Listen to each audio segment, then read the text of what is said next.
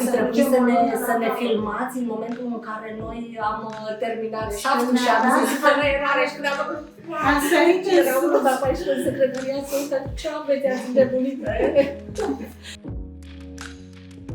Ce îngrijorări aveați înainte de declarație?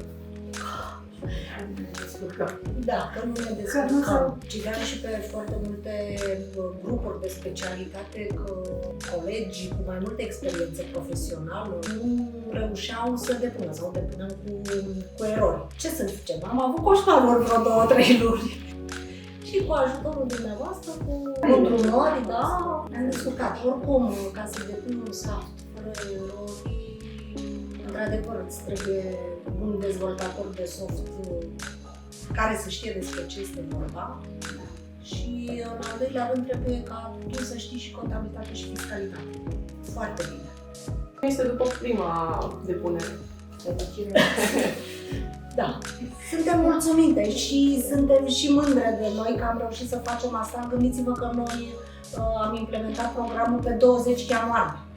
Da, și până pe 20 Și fix pe 20 februarie am depus prima declarație fără erori. Și cum s-a întâmplat implementarea? Care a fost procesul?